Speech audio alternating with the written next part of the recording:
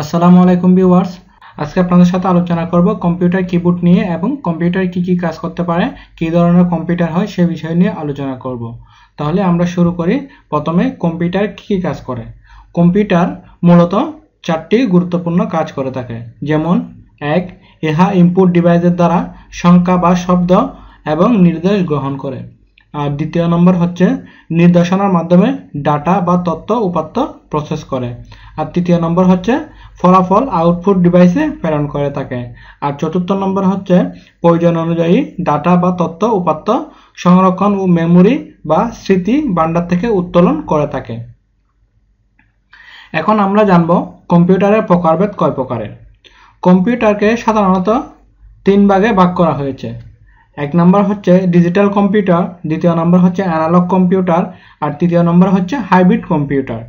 Digital কম্পিউটারকে আবার চারটি ভাগে ভাগ করা হয়। এক নম্বর হচ্ছে আপনার super computer, main frame computer, mini computer and micro computer. তাহলে আমরা জানলাম কম্পিউটারকে কয় ভাগে ভাগ করা হয় এবং ডিজিটাল কম্পিউটারকে কয় ভাগে ভাগ করা হয় আমরা জানলাম। এখন আমরা জানবো কম্পিউটারের বিভিন্ন যন্ত্রাংশ সম্পর্কে।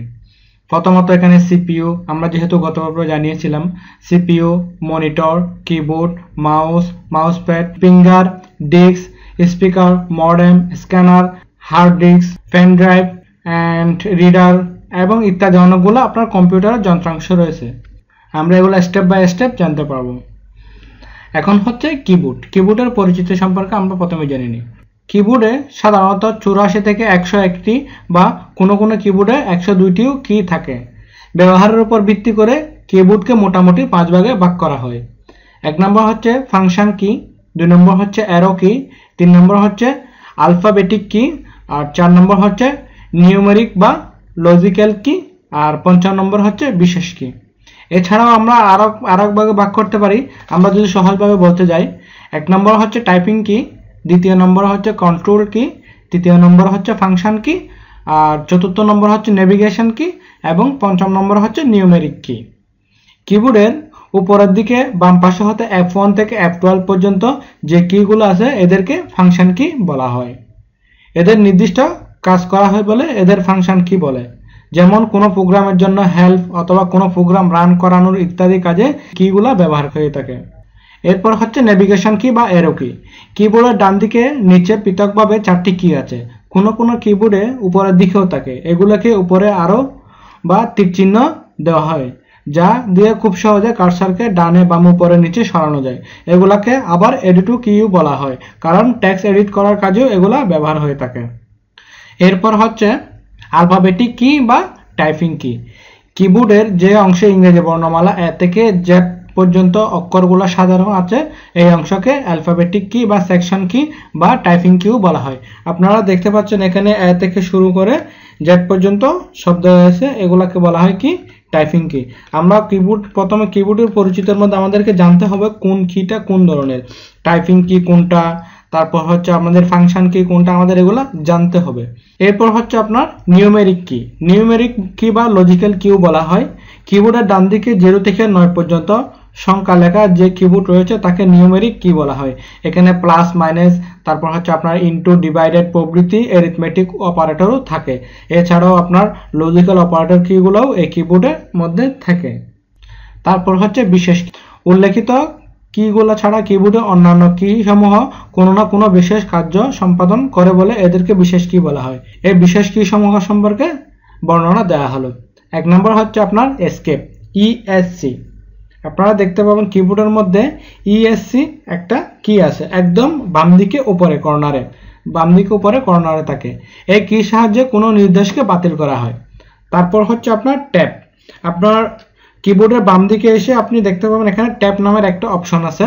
ট্যাব না থাকলে অনেক সময় অ্যারো চিহ্ন দিয়ে দেওয়া থাকে। ট্যাবের মাধ্যমে পর্দায় প্যারাগ্রাফ, কলাম, নাম্বার, অনুচ্ছেদ, শুরুর স্থান ইত্যাদি প্রয়োজন অনুযায়ী প্রস্তুতের জন্য এই কি ব্যবহার করা হয়। যেমন কি আমি আপনাদেরকে একটা অপশন দেখাচ্ছি ট্যাব কি কিভাবে ইউজ করতে হয়। আমি মাইক্রোসফট ওপেন করলাম।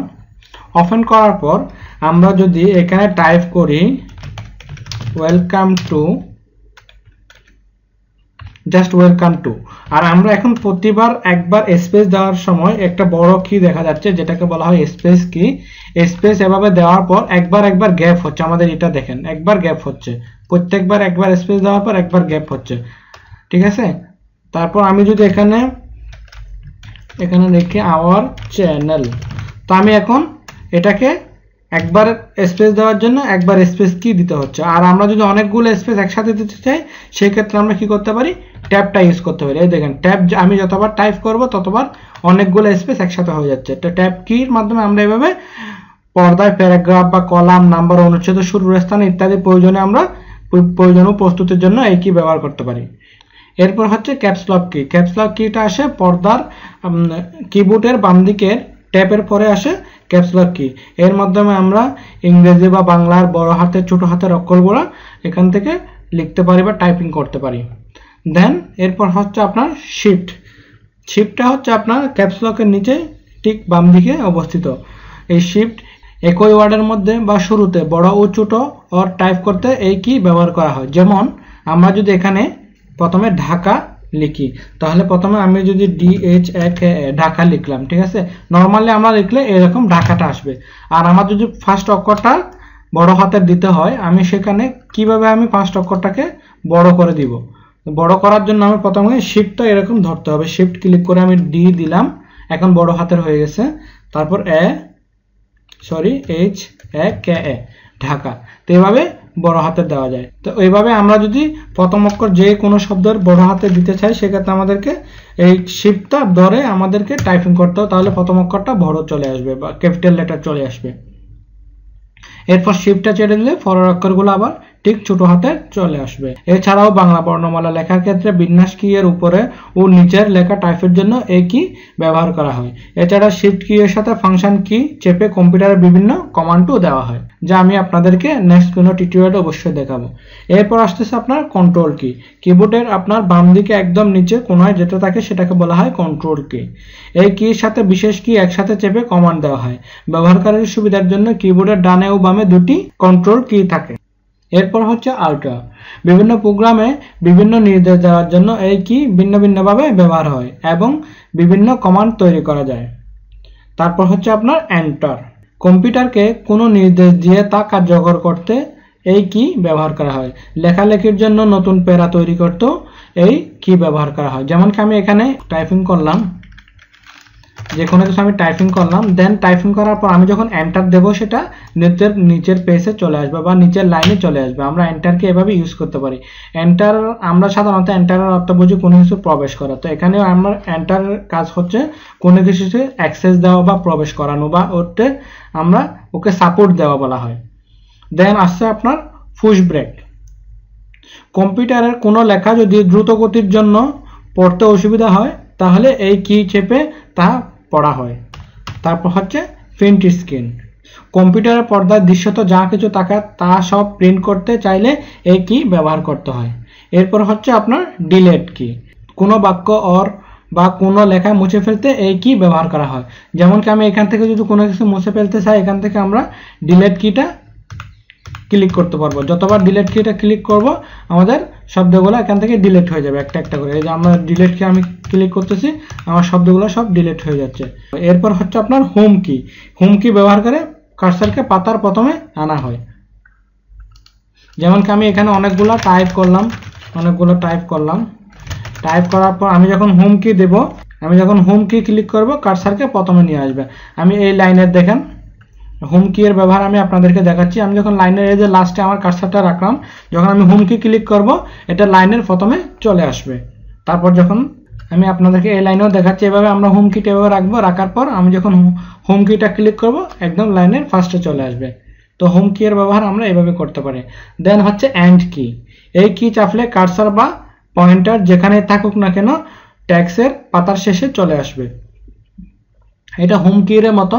যেমন কি আমরা এখান থেকে কার্সার ক্লিকটা এখানে আছে যে দেখতে পাচ্ছেন, এখান থেকে আমরা যদি সেটাকে একদম নিচে নিয়ে আসতে চাই সেক্ষেত্রে আমাদেরকে এন্ড কিটা ক্লিক করতে হবে। আমি এন্ড কি ক্লিক করব, একদম নিচে চলে আসবে, ঠিক আছে। এই যে আমাদের ফেসের এখান থেকে লাস্টে চলে আসবে। এই যে দেখেন আমি এই লাইনের লাস্টে চলে আসবে, এখানে এইভাবে আমরা এন্ড কিটা ইউজ করতে পারি। এরপর হচ্ছে পেজ আপ, এই কি ব্যবহার করে কার্সারকে উপরের দিকে ওঠানো হয়। যেমন কি আমার কার্সারটা এখন এখানে আমার কার্সারটা এখানে এখন সাবস্ক্রাইবার এখানে আছে, আমি সেখানে পেজ আপ করব, তাহলে আমরা কি হয় সেটা দেখব। পেজ আপ, এখানে আমরা পেজ আপে ক্লিক করলাম, একদম আমাদের প্রথম অংশে চলে গেছে, আমাদের এই যে লেখাটা প্রথমে চলে গেছে। তারপর হচ্ছে পেজ ডাউন, পেজ ডাউনটাও ঠিক একই রকম, আমি যখন পেজ ডাউনটা দেবো একদম নিচে চলে আসবে পেজের। এভাবে পেজ ডাউনটা আমরা ব্যবহার করতে, দেখেন আমার পেজ ডাউনটা এখানে চলে আসে। পেজ আপ দিলে উপরে চলে যাবে, পেজ ডাউন দিলে এভাবে একদম নিচে চলে আসবে।